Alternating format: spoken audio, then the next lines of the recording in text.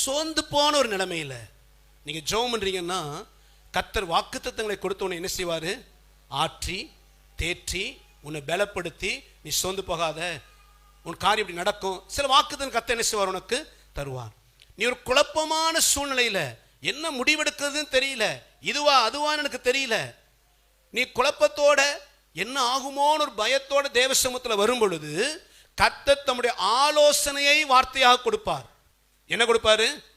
அந்த ஆலோசனை, இது கர்த்தர் எனக்கு கொடுத்தது, நான் விசுவாசிக்கிறேன். அது உனக்கு பிடிச்சிருக்குதோ பிடிக்கலையோ, அது நீ விரும்பின ஆலோசனையோ இல்லையோ, ஆனா கர்த்தர் உன்னோடு தெளிவாய் ஒரு ஆலோசனை வசனத்தின் மூலம் கொடுக்கும்போது, இது கர்த்தர் எனக்கு கொடுக்கிற வார்த்தைங்கிறத நீ நம்பி ஏற்றுக்கொள்ளும் பொழுது, தேவன் உன் குழப்பங்களிலிருந்து நீ தடுமாறாதபடி, விழுந்து போகாதபடி உன்னை ஜெயமாய் நடத்துவார். அல்லேலூயா.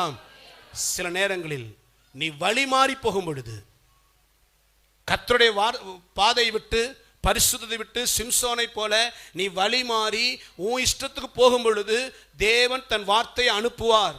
அது எச்சரிப்பின் வார்த்தையா இருக்கும். மனம் திரும்பும் என்று கர்த்தர் எச்சரிக்கிற, கண்டிக்கிற, புத்தி சொல்கிற வார்த்தையா இருக்கும். அந்த கண்டிக்கிற, புத்தி சொல்கிற வார்த்தை வரும் பொழுது, அது அல்ல தட்டாத, இது கர்த்தர் எனக்கு கொடுக்கிற வார்த்தைன்னு முழு நிச்சயமாய் நம்பி நீ விசுவாசித்தால் தேவனுக்கு ஒரு அற்புதம் செய்வார். எத்தனை பேர் நம்புறீங்க? ஸோ கர்த்தர் வார்த்தை, நீ எந்த நிலைமையில தடுமாறுறீங்களோ அது ஏற்ற விதத்தில் தேவன் நிச்சயமாக உங்களோடு பேசுவார். அப்படி நீங்க பேசுற வார்த்தையை நீ முழு நிச்சயமாய் நம்பி ஏற்றுக்கொண்டீங்கன்னா, நீங்க எந்த நிலைமையில இருந்தாலும் சரி, ஒருவேளை தோல்வியான வாழ்க்கையில் இருந்தாலும் கர்த்தர் உங்களை உயர்த்தவே செய்வார். அல்லேலூயா. அப்ப ஆண்டோட வார்த்தை நம்ம என்ன செய்யணும்? விசுவாசிக்கணும். வார்த்தை அப்படின் பொழுது நான் போன வாரம் சொன்னேன், 2 விதங்கள் உண்டு. கிரேக்க வார்த்தையில் லோகோஸ், ரேமா அப்படின்னு சொல்லுவாங்க.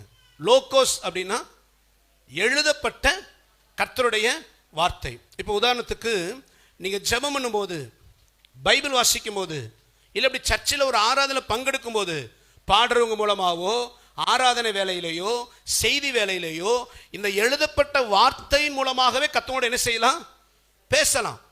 சில வாக்குத்தத்தங்களை கர்த்தர் உங்களுக்கு ஆராதனையில் கொடுக்கலாம், அல்லது சில வாக்குத்தத்த வசனங்கள் எழுதப்பட்டது அப்படியே கர்த்தரோட என்ன செய்யலாம்? பேசலாம். ஸோ இந்த எழுதப்பட்ட வார்த்தை தான் லோகோஸ். இந்த எழுதப்பட்ட ஒவ்வொரு வார்த்தை நீங்க ஜெபிக்கும் பொழுது கர்த்தர் பேசுறாரா, பைபிள் வாசிக்கும் போது பேசுறாரா, அந்த வார்த்தையை அப்படியே என்ன செய்யணும்? விசுவாசிங்க. கர்த்தருடைய வாக்குத்தத்தங்களை சந்தேகப்படாதீங்க, கர்த்தர் கொடுக்கிற ஆலோசனை சந்தேகப்படாது, அப்படியே ஏற்றுக்கொள்ளுங்க, அதை விசுவாசிங்க, அதை அறிக்கை பண்ணுங்க, கர்த்தர் நிச்சயம் அற்புதம் செய்வார். அல்லேலூயா. இன்னொன்று ரேமா. ரேமா அப்படின்னா இந்த எழுதப்பட்ட வார்த்தையை கொண்டு நமக்கு அந்த சூழ்நிலையில என்ன தேவையோ அந்த வார்த்தையை கர்த்தர் நமக்கு பேசுவார். நான் சொல்ல புரியுதா உங்களுக்கு? எழுதப்பட்ட வார்த்தையின் அடிப்படையில் நீங்க இருக்கிற சூழ்நிலைக்கு ஏற்ற ஒரு வார்த்தையை கர்த்தர் பேசுவார். அதுதான் ரேமா. இப்ப சர்ச்சுக்கு வரீங்க, ஆராதனை வரும் பொழுது நீங்க ஒரு காரியத்தோட வந்திருப்பீங்க, ஆனா ஆண்டவர் இந்த வசனத்தின் அடிப்படையில் சில வார்த்தைகள், ஒரு மனிதன் உங்களை தனிமையா கூப்பிட்டு உட்கார வச்சு, உன் வாழ்க்கை இப்படி இருக்குது, பயப்படாத, உனக்கு இந்த காரியம் நடக்கும், அல்லது இந்த இந்த இந்த பாவம் இருக்குது, நீ மனம் திரும்பு, மனம் திரும்ப அந்த அற்புதம் நடக்கும். ஒரு மனுஷங்களை தனியா கூப்பிட்டு உட்கார வச்சு நீங்க புரிஞ்சு கொள்ற விதத்துல உங்களோடு பேசுவதை போல கர்த்தர் இந்த வார்த்தையை கொண்டு உங்களோடு பேசுகிறதுக்கு பேர் தான் ரேமா. இந்த வார்த்தை யாருக்கோ இல்ல, எனக்குன்னு நீ ஏற்றுக்கொண்டுட்டா நிச்சயமாய் கர்த்தர் அற்புதம் செய்வார். அல்லேலூயா. இந்த வார்த்தை சில நேரங்களில் ஒரு மனுஷனை வாயிலிருந்து வரலாம், சில நேரங்களில் சில சூழ்நிலை மூலமாய் கர்த்தர் பேசுவார். சில சூழ்நிலைகள் மூலமாக கர்த்தருடைய வார்த்தை உங்களோடு பேசப்படும். சில நேரங்களில் சொப்பனங்கள், சில தரிசனங்கள் கர்த்தர் தருவார். அது கர்த்தருடைய வார்த்தை, உங்களுக்கான தனிப்பட்ட வார்த்தை. அந்த வார்த்தை அப்படியே விசுவாசிங்க, நிச்சயமாய் கர்த்தர் அற்புதம் செய்வார். அல்லேலூயா. வார்த்தையை மட்டும் என்ன செய்யக்கூடாது? சந்தேகப்படவே. நம்ம பிரச்சனைகளுக்கான தீர்வு இங்க இருக்கு, உன் சகல விதமான ஆசீர்வாதங்கள் திறவுகோல் இங்க இருக்கு. கர்த்தர் உனக்கு வச்சிருக்கிற மேன்மை, உங்களுக்கு வச்சிருக்கிற ஆசீர்வாதம், உங்களுக்கு வச்சிருக்கிறதான உயர்வு எல்லாத்துக்கான கீ இந்த பைபிள்ல தான் இருக்கு. இதை நீங்க விசுவாசிக்காம இதை வாசிக்காம விட்டுட்டீங்கன்னா ஒரு அற்புதத்தை பார்க்கவே நம்மள்ட்ட பெரிய பிரச்சனை தெரியுங்களா? ஓசியா 8:12 ஆண்டவர் வேதனையோடு சொல்ற வார்த்தை, என் வேதத்தின் மகத்துவங்களை நான் அவர்களுக்கு எழுதி கொடுத்தேன், அவர்களோ அவர்களோ அந்நிய காரியமா. அந்நிய காரியம்னா பைபிள் வீட்டில் இருக்கும். மண்டே டு சாட்டர்டே இதுக்கு எனக்கு என்ன இல்லை? லேலூயா. மண்டே டு சாட்டர்டே இதுக்கு எனக்கு என்ன இல்லை? சம்பந்தம் இல்லை. எப்போ இதோட சம்பந்தப்படுறோம்னா ஞாயிற்றுக்கிழமை மட்டும்தான். அது 3 hours 7 to 10. மற்ற நாளில் இது என்னவா பார்க்குறோம்? பாஸ்டர் பைபிள் படிக்க டைம் இல்லை பாஸ்டர். எங்க பாஸ்டர் பைபிளை படிக்கிறது? ஒரு அதிகாரம் படிக்கல, ஒரு 10 வசனம் படிக்கிற ஒரு நாளைக்கு. ஒரு அதிகாரம் படிக்கிறது எனக்கு டைம் இல்லை. நீ நிறைய பேர் இது அந்நிய காரியமாக எண்ணுகிறோம். அதனால தாங்க வாழ்க்கையில் ஜெயம் இல்லை. நடந்த ஒரு சம்பவம். அமெரிக்க ஜனாதிபதியாக ஆபிரகாம் லிங்கன் இருந்த காலம். அந்த காலத்தில் ஒரு உள்நாட்டு போர் நடந்துச்சு. உள்நாட்டு கலவரம், உள்நாட்டு சில பிரச்சனைகள். அப்போது ஜனாதிபதிக்கு ஆதரவாக அந்த இராணுவம் உள்நாட்டில் நடக்கிற அந்த கலவரங்களை அடக்கும் பொழுது ஜனாதிபதி ஆபிரகாம் லிங்கனுக்கு சப்போர்ட்டா ஒரு வயதான ஒரு போர் வீரர் ஆபிரகாம் லிங்கனுக்கு சப்போர்ட்டாக அந்த உள்நாட்டு போரில் பங்கு பெறாரு. அந்த போரில் அவருக்கு காயமாயிடுது.